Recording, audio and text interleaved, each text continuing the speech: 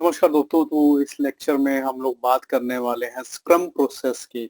तो scrum process क्या होता है, अब इसकी बात करते हैं। तो देखो, जब हम बात करते हैं SDLC, software development life cycle, तो बहुत सारी चीजें होती है जो हमें समझनी होती हैं।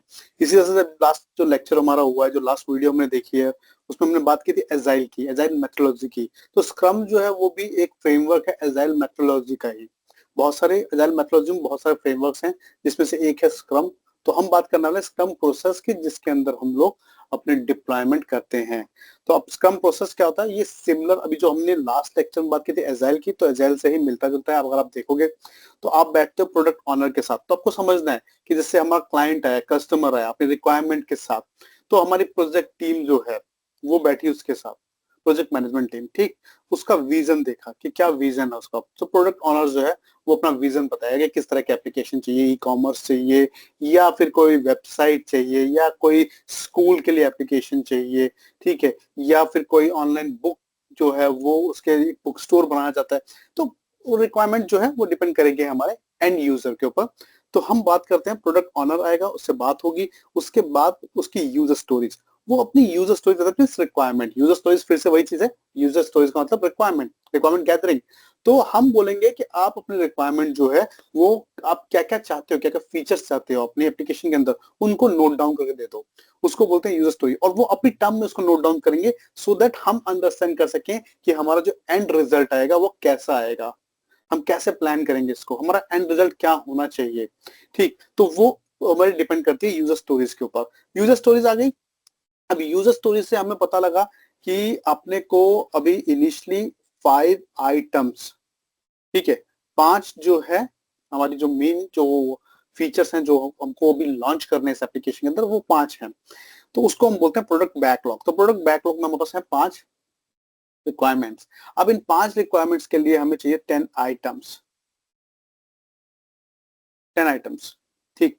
तो 5 रिक्वायरमेंट है, उनके लिए हमें चाहिए 10 आइटम्स। ये होता है प्रोडक्ट बैकलॉग। ये हमने डिसाइड किया कि हाँ, ये जब हम बात कर रहे हैं प्लानिंग के अंदर, तो प्लानिंग फेज में चल रहा होता है कि ठीक है, ये जो यूजर की स्टोरीज है, इस यूजर स्टोरीज के बिहाफ पे अब अपने को 5 चीजें जो है या 5 जो फीचर्स हैं वो लॉन्च करने हैं। उन 5 फीचर्स के लिए 10 आइटम्स जो हैं वो अपने को चाहिए होंगे। तो इसको हम बोलते हैं, अब नेक्स्ट फेज आता है हमारा स्प्रिंट प्लानिंग। तो स्प्रिंट प्लानिंग में हम क्या करते हैं, आता है स्प्रिंट बैकलॉग, प्रोडक्ट बैकलॉग।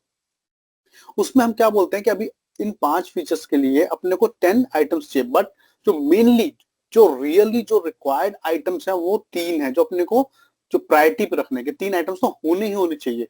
तो अपने क्या करते हैं कि जो इनिशियली 3 आइटम्स रिक्वायर्ड होते हैं उनको ऐड कर देते हैं स्प्रिंट बैकलॉग के अंदर, और इसको हम डाल देते हैं स्प्रिंट के अंदर। स्प्रिंट का मतलब यहाँ पर डेवलपमेंट, टेस्टिंग, ये पूरा फेज स्टार्ट होगा। तो यहाँ पे अब आपका एक मिनी प्रोजेक्ट स्टार्ट हो जाएगा, जिसमें डेवलपमेंट चलेगा आपका और टेस्टिंग चलेगी एप्लीकेशन की, जो कि जिसकी ड्यूरेशन होती है 2 वीक्स स्टैंडर्ड, और maximum it can take 4 weeks, जिसको हम बोलते हैं स्प्रिंट वीक। इसमें आपका वही फिर से डेली आपकी जो मीटिंग होगी, क्या प्रोग्रेस चल रही है, कितना काम हो गया है, कितना बाकी है, अगर कोई अड़चन आ रही है तो उसको कैसे हम, अगर मतलब अड़चन का मतलब अगर कोई बाधा, मुश्किल, ठीक है, कोई समस्या आ रही है तो उसको कैसे आप उसको सॉल्व करोगे। तो टीम पूरी बैठी हुई है, उसमें हर एक व्यक्ति बैठा होगा, जो हर एक बंदा बैठा होगा टीम का, जो कि उस चीज मीटिंग के अंदर इन्वॉल्व होगा, और वो अपने सजेशंस दे रहा होगा कि ये करना है, ये करना है, ऐसे करना है, वैसे करना है। और हर एक मेंबर से पूछा जाएगा उसका प्रोग्रेस, कि कितना काम हो चुका है और आगे कितना काम करना है, मतलब नेक्स्ट डे हमें क्या करना है, उसको भी हम लोग जानेंगे, ठीक है, नेक्स्ट डे की क्या प्लानिंग है। तो ये सारा का सारा काम इसी 2 से 4 हफ्ते के बीच में चल रहा होता है। तो डेली स्क्रम, डेली स्क्रम का मतलब वही है, डेली हम बात करते हैं, डेली मीटिंग होती है, जिसको मीटिंग भी बोलते हैं। उसके बाद आपका प्रोडक्ट हो जाता है लॉन्च, डिप्लॉय हो जाता है। जैसे डिप्लॉय हो जाता है, फिर होता है हमारा स्प्रिंट रिव्यू। तो जो हमने लॉन्च किया है प्रोडक्ट, जो हमने फीचर्स लॉन्च किए हैं, उन फीचर्स को हम देखते हैं, रिव्यू करते हैं, ठीक है, उसमें हमने क्या क्या काम किया है, ठीक। उसके बाद फिर हम बात करते हैं, नेक्स्ट आता है रेट्रोस्पेक्टिव। उसके अंदर क्या होता है, जो प्रोडक्ट ऑनर होता है उसके साथ मीटिंग होती है, उसको हम अपना जो एंड प्रोडक्ट है वो दिखाते हैं कि हमने ये जो है ये आपको लॉन्च किया है, ठीक है, और ये आपके फीचर्स हैं। अब उसमें फिर प्रोडक्ट ऑनर आपको बताता है कि हाँ ठीक है, ये चीजें सही हैं, ये चीजें गलत हैं, तो ये नहीं चाहिए था, ठीक। तो अगर और अगर प्रोडक्ट ऑनर हमें कुछ चेंजेस करने के लिए बोलता है तो वो वापस से कहाँ आ जाता है, हमारा प्रोडक्ट बैकलॉग के अंदर आ जाता है।